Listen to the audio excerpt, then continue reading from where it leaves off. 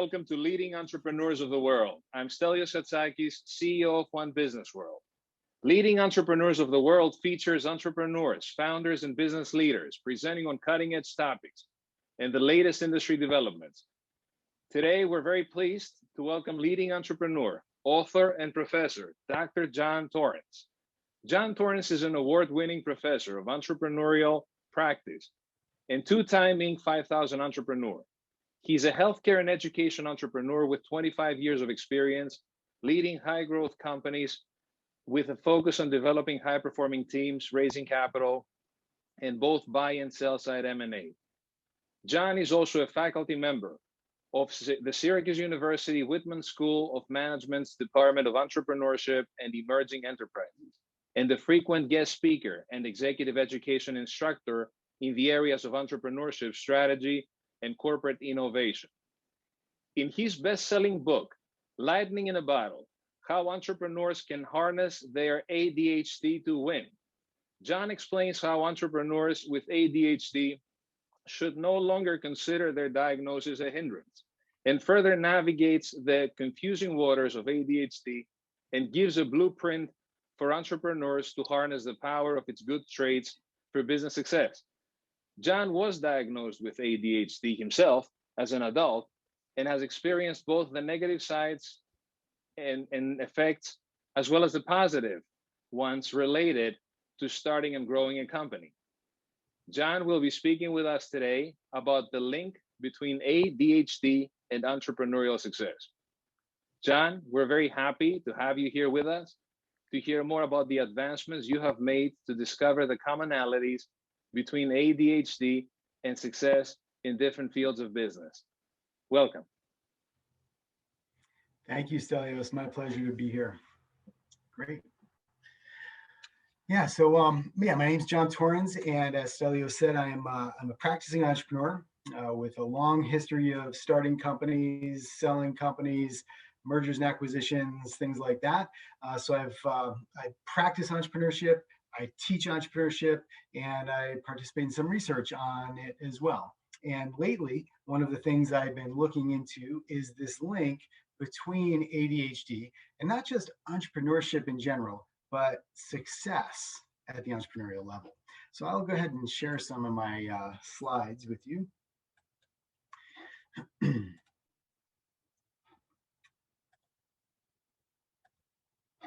Okay, oops.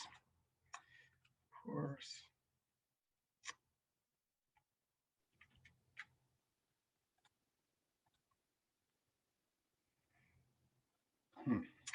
I'm sorry, Stelios. I gotta make sure I've got the right share. Take your time, John. That's right. Sorry. There we go. Okay. So good.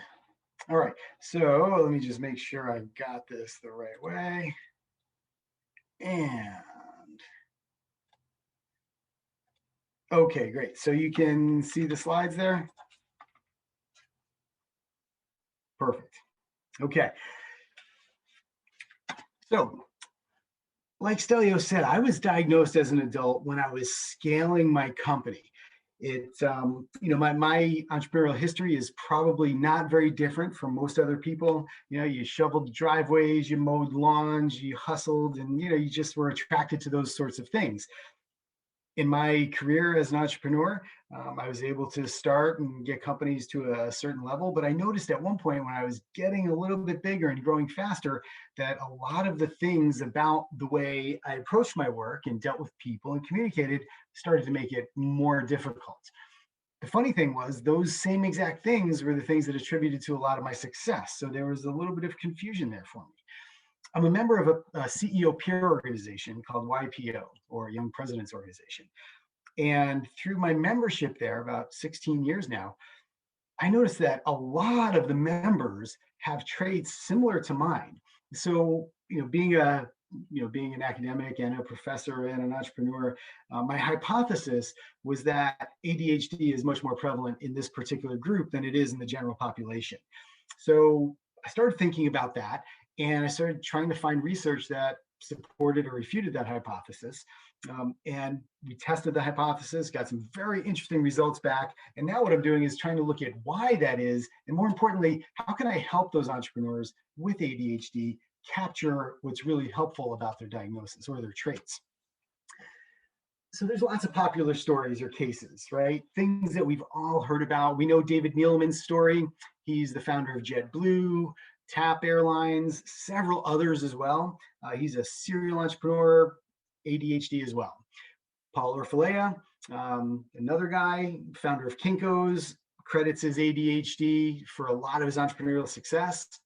Ty Pennington from Extreme Home Makeover, likewise, serious ADHD, but attributes a lot of his success to that. And then we all know Richard Branson from Virgin, classic ADHD. He's had it his whole life and attributes a lot of his success to his traits related to ADHD. It can also be highly dysfunctional. This is categorized as a disorder. And there's reasons for that. People with ADHD have many of these traits or many of these things happen to them in their life. They often are engaged in crime, violence, drug abuse, alcoholism, injuries. They also tend to get divorced more frequently than those without ADHD. They may underperform in school, and that's a whole different conversation in terms of how the schools are set up to deal with students of neurodiversity. They tend to drop out because of it. They have unemployment, there's job turnover, financial problems, even bankruptcy. So they can be highly dysfunctional in a lot of different circumstances and contexts. So this leads me to where I got started with this whole process. So this picture here is my colleague Johan Whitman. Johan is one of the world's premier academics in entrepreneurship. His work is cited more often than most other entrepreneurs or entrepreneur researchers. And this idea of context came into light because of his example. So Johan, he's over 7 feet tall. Okay, so he's at the very high end of the spectrum of the normal distribution curve. Not many people are his height. So it's very dysfunctional to be 7 feet tall if you're sitting in a chair, say a normal school chair or conference room chair, right? Or maybe highly dysfunctional when sleeping in a bed at a bed and breakfast or something like that. On the other hand, it's highly functional if you're walking around in pedestrian traffic, or if you are at a music festival and you want to look over the top of the crowd to find people or find things or landmarks. So being 7 feet tall can be very dysfunctional, but it can also be very functional. And it's that exact example that started leading us down this path of looking at ADHD among entrepreneurs. So we did a study of YPOers in their entrepreneurship and innovation network within the organization.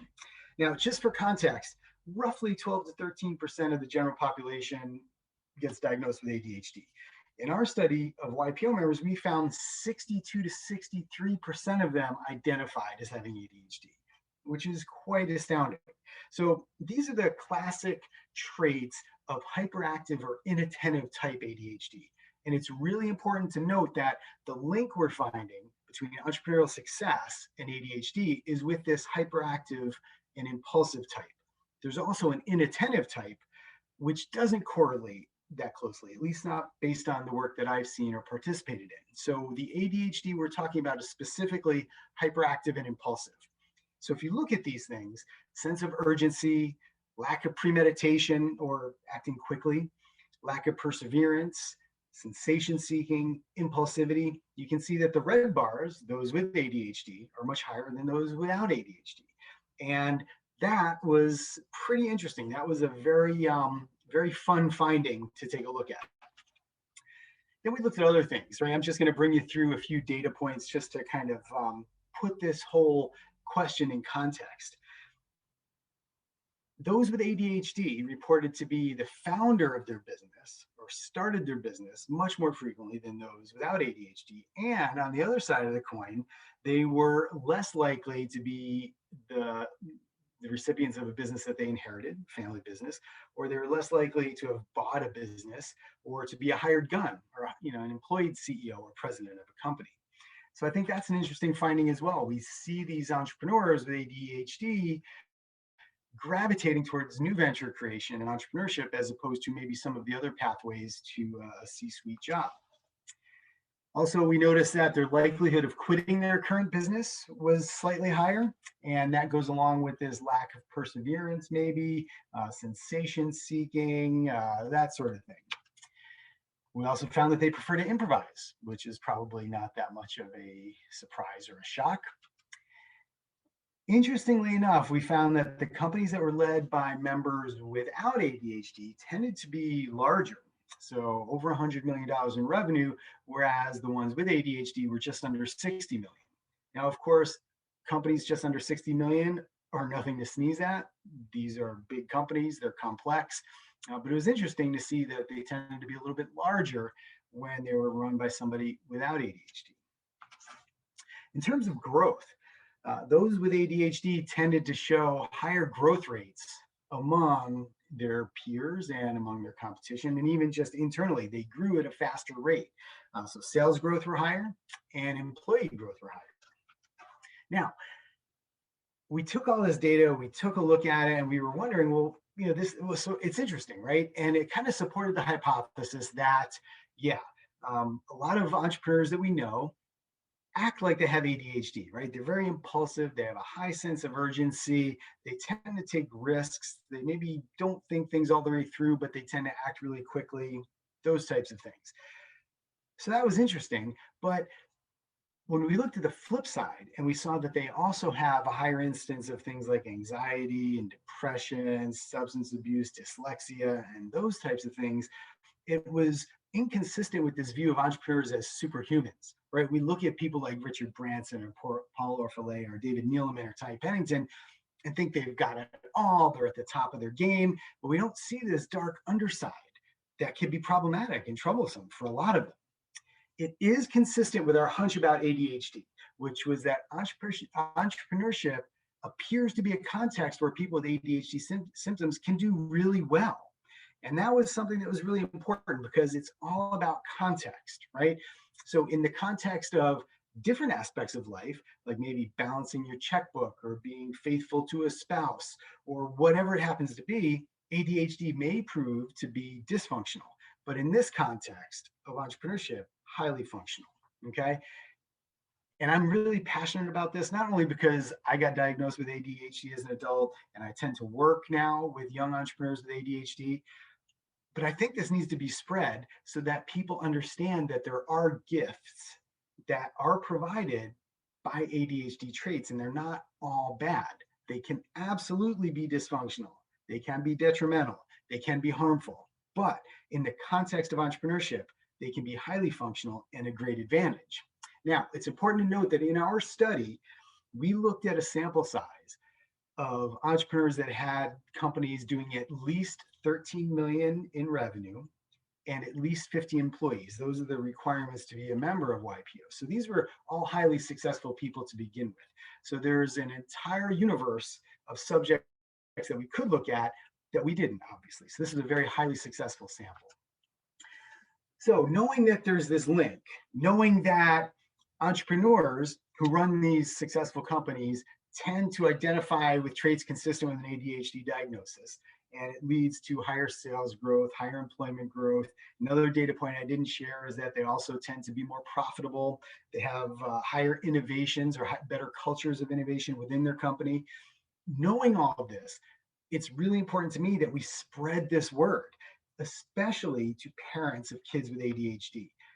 And I'm among those. Both of my kids got diagnosed shortly after I did. And it's important because a lot of these students just are struggling in our normal education system. And I think it's really important that parents know that entrepreneurship could be a really remarkable path for these students. The other thing in terms of what's next is trying to develop programs to help those with ADHD minimize the dysfunctional aspects and maximize the functional aspects. So along those lines, I started to develop my own model, right? So if this is where it started, and it's gone from here or grown from here, and I'll show you that as well. But if you think of these three common traits, and these are traits that we see in companies or we see these traits in founders of companies that have high entrepreneurial orientation, okay? Which means they're usually more innovative, they are growing, they're profitable, that sort of thing. Impulsivity, when it's functional, when your impulsive traits are functional in the context of entrepreneurship, they look like this. Maybe you're not overthinking things, you're jumping on opportunities while others overthink and miss the boat. But when it's dysfunctional, your impulsivity could look like, you're saying something you can't take back, infidelity, changing plans at the last minute, that type of thing, right? It could be highly dysfunctional. And the same with hyperactivity and sensation seeking. There's a functional side and a dysfunctional side. So taking this a step further and knowing now that it's hyperactive and impulsive ADHD as opposed to inattentive ADHD, that's more closely correlated to entrepreneurial success, I'm putting this together, and this is what I'm doing to use, this is what I use to help my young entrepreneurs with ADHD as they're scaling their companies. So you've got the traits in the middle, okay? High propensity for risk, and we often think of entrepreneurs as these wild risk takers, but in fact, they're risk mitigators. And one of the things about entrepreneurs with ADHD is they may not necessarily perceive the risk in the same way that somebody without ADHD perceives it. So that's a very interesting path to follow in terms of questioning. But your high propensity for risk, highly proactive, high sense of urgency, low premeditation, meaning you don't think things through a lot or you don't spend a lot of time thinking about it before you take action, low perseverance, high sensation seeking, high impulsivity, all of these traits have a good side and a bad side, a yin and a yang, if you will, okay? So for example, a high propensity for risk, when it's helpful, it looks like you're brave and visionary. But when it's harmful, it could look like you're very reckless. And this is in a business context. If you're highly proactive, it looks like you're proactive, right? You're doing things in time or ahead of time, you're anticipating trends, that sort of thing. When it's harmful, you could be jumping the gun, you could not be in the now, or you could be driving your team crazy because maybe you're sending emails to them at 6 p.m. on a Friday, and now they're all upset and nervous because they got to get back to the boss right when the weekend's starting, even though that may not be your intent. If you have a high sense of urgency, when it's helpful, it looks like you are productive as heck. You're doing the things you need to do. You're moving, you're moving, you're moving. On the other side, when it's harmful, it could look like you're very impatient, right? You just can't wait long enough. Everything has to happen now, and you tend to drive people around you absolutely nuts. Low premeditation. When it's helpful, you're fast acting, fast thinking, you're capitalizing on opportunities long before the competition even notices them. On the other side, maybe you've rushed the decision or it's a bad decision, or maybe you should have given it a little more thought, run it by some other people, slept on it another night, something like that. Low perseverance. When it's functional, it helps you move on quickly. You forget the last play and you move on. You forget the last failure, you move on. Whatever it is. When it's harmful, maybe you give up a little bit too soon, right? Maybe you give up on your new product or service right before you're about to land a big customer, or right before you hit break even, or just as you're about to get some traction, or you give up on a company too soon, or something like that. High sensation seeking. When it's helpful, it looks like you're really good at looking for and finding new opportunities, right? Because you're always looking for what's new. Sometimes this is referred to as shiny object syndrome, right? That's what it looks like when it's harmful. Maybe you've got something that's been really good and it's working well and your team is all rowing in the same direction, and now you just caught something shiny in your periphery and that's what you're focused on. Drives your team crazy, disrupts the traction of your company, and tends to be harmful. Likewise, with high impulsivity, capitalizing on new opportunities when it's helpful, regretting your actions later when it's harmful. So this is the beginning of the model I'm working with. And when I work with young entrepreneurs with ADHD, these are the types of traits we go through and we work through them. We identify when they're harmful, when they're helpful. Not everybody has every single one of these traits, right? Everybody's got them to varying degrees. And even if you have one or two, some may be more severe or more prominent than others. So I'm not saying that every entrepreneur with ADHD has all of these traits and has them all in very highly. but chances are there's a couple that you connect with that help you an awful lot and are part of the reason why you're such a successful entrepreneur. But on the other hand, they tend to get in your way sometimes, drive your team a little bit crazy, and tend to be a hindrance from keeping, and they keep you from meeting your maximum potential. So these are some of my favorite books on ADHD. This one here in the middle, Lightning in a Bottle, that's mine. I just published that in January. You can find it on Amazon. But some of these others are just seminal books for ADHD and entrepreneurship. So the ADHD Advantage by Dale Archer, one of my personal favorites, just like Tom Hartman's Adult ADHD, How to Succeed as a Hunter in a Farmer's World. Lots of really, really great books out there. And this is just a small sampling. If you're interested, you can do an Amazon search or just send me an email and I'll point you in the direction of a couple of my own favorites. But I definitely recommend you checking some of these out if you're an entrepreneur with ADHD or you think you have ADHD, or if you're the parent or the significant other or loved one to somebody with ADHD. These could certainly be helpful and might even alter the course of their career. So thank you so much for sharing some time with me and listening to the topic. It's really near and dear to my heart. And my personal goal is to help change the career trajectories of youngsters with ADHD who want to pursue entrepreneurship as a path. You can contact me at my Syracuse email address. All my social media is the same, John M. Torrens. That's LinkedIn, it's Instagram, Facebook, and then you can check it out at thetorrensgroup.com as well. And that concludes my presentation. And so I'll take questions if anybody has any.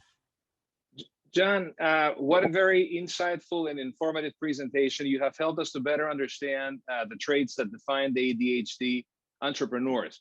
And thank you for that. Awesome presentation, great insights, interesting indicators, metrics, and reflections.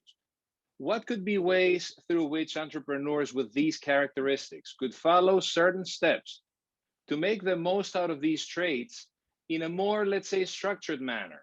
So meaning whether they can maximize the potential of a trait or whether a certain trait may have gone too far.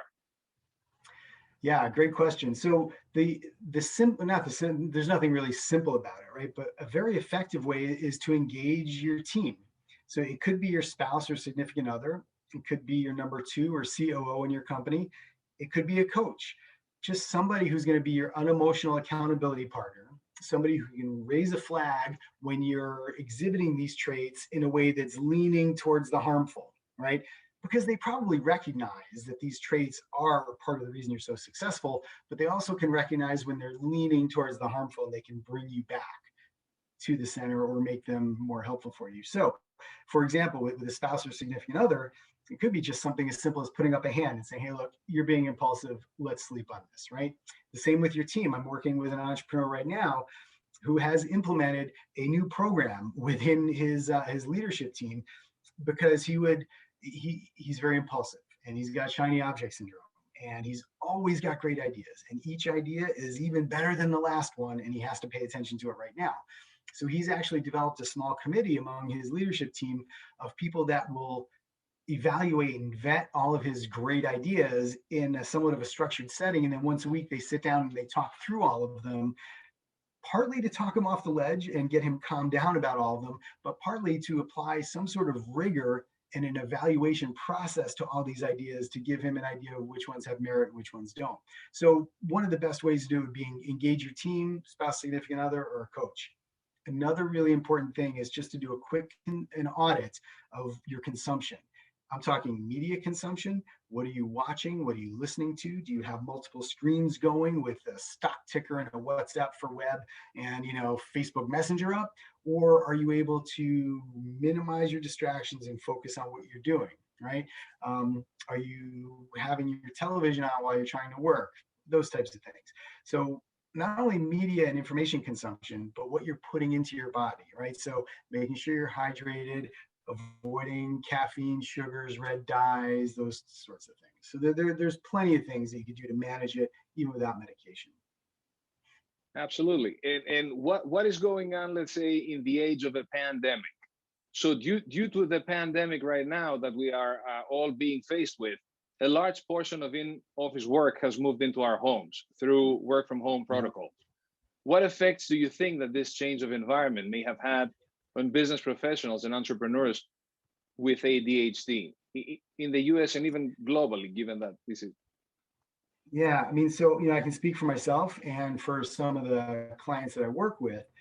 It's been hard, right? So if you're working from home, you could be highly distracted by things that are going on around you. You could have a hard time getting started. This is something that I hear from a lot of entrepreneurs with ADHD. They know what they have to do. They can't get started, or maybe they get started, they can't complete things. So these types of things are even more problematic because they don't have their team around them physically, proximally in front of them, saying, hey, you know, it's time to do this, or let's do that, or let's focus on this project, or did you finish this initiative? So it's problematic because you don't have that close support that you might otherwise have. On the other hand, some people are making a lot of it. So I'm working with a woman right now who one of the things that really worked for me is making sure that it's in my calendar, right? If it's important enough for me to do, it's important enough to be in my calendar.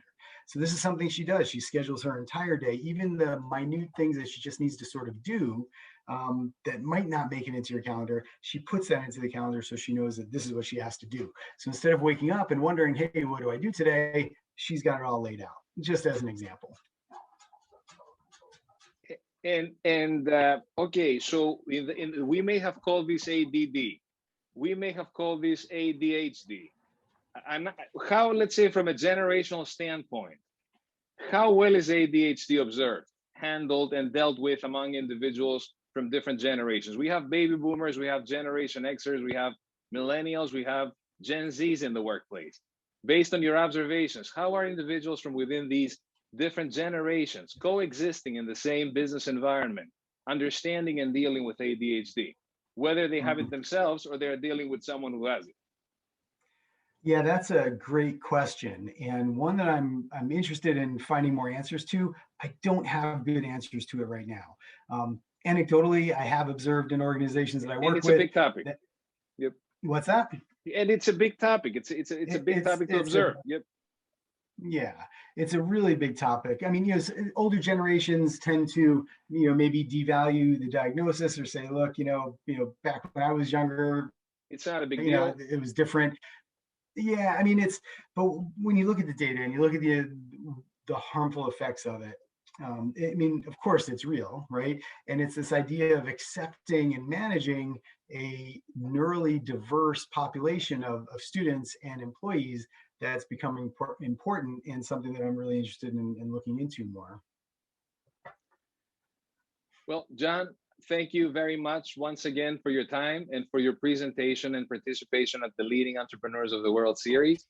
Congratulations to yourself and your team for creating resources that enable us to better and more holistically understand the ADHD and to more effectively apply that knowledge to empower business professionals and entrepreneurs. Thank you, and look forward to speaking with you again soon. Thank you so much. My pleasure. Bye. Thank you, John. Thank you.